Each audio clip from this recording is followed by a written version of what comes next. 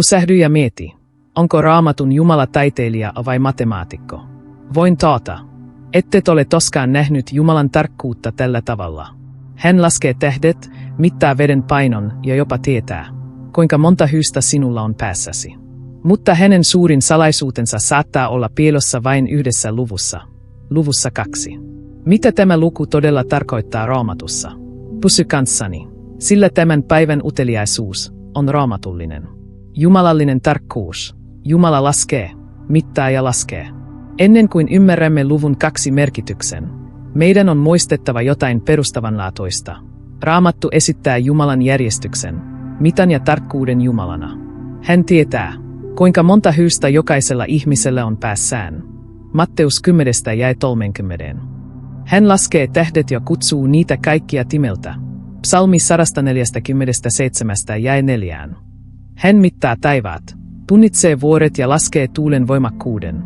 Jesaja 40:12, Diot 28:25. Nämä yksityiskohdat eivät ole runollisia. Ne ovat julistuksia Luojasta, joka järjestää, laskee ja jäsentää kaiken tarkoituksella. Matematiikka esiintyy järjestyksen kielenä, ja Raamattu toistaa tätä kieltä monissa kohdissa. Luku 2. Sopimus, todistus ja kumppanuus. Kaikista Raamatun symbolisista numeroista 2 erottuu vahvuutensa ja toistuvuutensa ansiosta. Se edustaa sopimusta, todistusta, kumppanuutta, mutta myös vastakohtia ja valintoja. Katsotaanpa miksi. Luku 2 sopusoinnun merkkinä. Raamattu vahvistaa, että kun 2 on yhtä mieltä rukouksessa, on lutaus vastauksesta. Matteus 18:19. Kun 2 tai useampi kokoontuu Jeesuksen nimessä, Herran läsnäolo on taattu. Matteus 18:20. Todistuksen vahvistamiseksi tarvitaan 2 todistajaa. Matteus 18:16-1. Timoteus 5:19. Eli 2 on vahvistuksen luku. Jumala kaavan, jossa totuus on vahvistettava paroittain. 2 kumppanuuden periaatteena.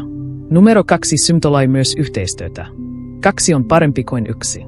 Saarnaaja 4:9. 2 on enemmän lämpöä, voimaa ja kestävyyttä. Saarnaaja 4:11. Jeesus lähetti opetuslapsensa matkaan kaksittain. Mark 6:7. Luke 10:1. Tämä kaava paljastaa jotain syvällistä. Jumalallinen tehtävä oli aina tarkoitettu elettäväksi yhteistyössä, ei koskaan yksin. Numero 2 hengellisenä kontrastina. Toinen vaikuttava luvun 2 kerros on sen käyttö vastakkaisten parien edustamiseen. Valo ja pimeys, 2. Korintolaiskirje 6:14. Päivä ja yö, 1. Mos. Tedestä 5. Elämä ja kuolema, 5. Mos. 30:19. Oikeus ja vääryys, 2. Kr. 6:14. Totuus ja valhe, 1. Jov. 2:20. Suunaus ja kirous, 5. Mos. 30:19. Luvusta 2 tulee peili, joka paljastaa täysin erilaisia polkuja. Raamatussa 2 on valintojen luku, 2 ovea, 2 polkua, 2 kohtaloa. Numero 2 proneetallisissa näissä. Ilmestyskirjassa numero 2 palaa voimalla, 2 todistajaa, 2 öljypuuta, 2 lampun jalkaa. Ilmestyskirja 11:3-4. Jälleen kerran sama kaava toistuu. Missä on lähetysty, siellä on pari. Missä on proneetallinen vahvistus, siellä on 2. Mitä tämä matematiikka paljastaa Jumalasta? Kun laitamme kaiken yhteen, kuva on selkeä. Jumala luo kaavoja. Jumala vahvistaa parien kautta. Jumala työskentelee suhteiden, vastakohtien ja vahvistusten kautta. Numero 2 osoittaa, että Jumala arvostaa yhteisöä, todistustaan, sopimusta, valintaa ja polkuja, joilla on selkeät seuraukset. Raamatullinen usko ei ole abstraktia. Se on jäsennelty, looginen ja täynnä toistuvia kaavoja. Sovellus meille tänään. Numero 2 opettaa meille, että tarvitsemme ihmisiä, kukaan ei kasva yksin. Totuus vahvistuu yhteydessä, ei eristyksissä.